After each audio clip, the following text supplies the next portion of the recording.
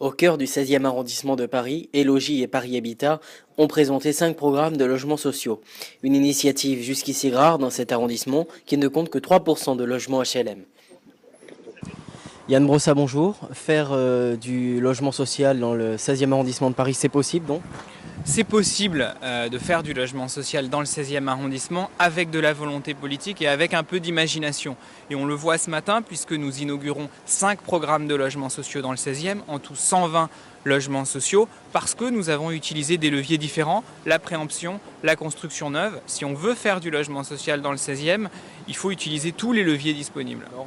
On a aujourd'hui entre 4 et 5 000 demandeurs de logements sociaux dans le 16e arrondissement et si on veut répondre à cette demande-là, il est primordial de produire du logement social ici. Et puis c'est par ailleurs une volonté de la ville de Paris de faire de la mixité sociale. On ne peut pas accepter d'avoir 30-40% de logements sociaux dans un certain nombre d'arrondissements, moi je suis élu du 18e, et puis de l'autre, avoir 3% de logements sociaux à l'autre bout de Paris. Si on veut vivre bien dans cette ville, il faut partager l'effort de solidarité. Aujourd'hui, on a 3,7% de logements sociaux dans le 16e arrondissement. Nous souhaitons rattraper le retard en produisant du logement social ici. Le maire Claude Goasguen a l'air de vouloir participer à cette politique. En tout cas, moi, mon sentiment, c'est que ceux qui étaient très hostiles au logement social, notamment le maire du 16e arrondissement, finissent par adoucir leur discours. Pour une raison toute simple, c'est qu'aujourd'hui, les Parisiens sont favorables à la production de logements sociaux, pour les classes moyennes comme pour les familles modestes. Et si on veut répondre à cette demande-là, il faut faire du logement social. L'équipe de la mairie du 16e arrondissement de Paris veut ici prouver sa volonté de soutenir la production de logements sociaux dans ce quartier aisé. Je voudrais tout de suite arrêter cette caricature du 16e qui dit que nous n'aimons pas les logements sociaux, car c'est tout à fait faux.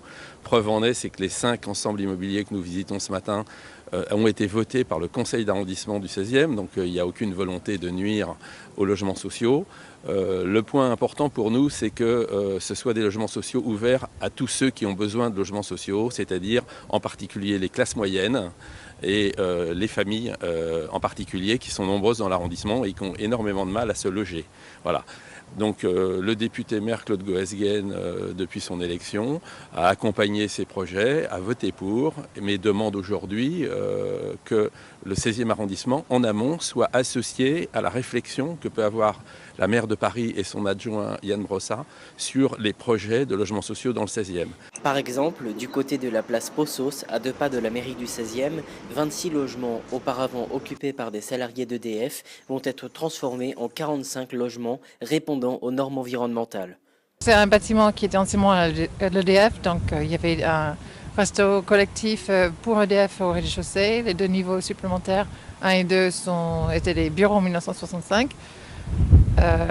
Un niveau de chambre de service au niveau 3 et puis au-dessus les grands logements pour les cadres.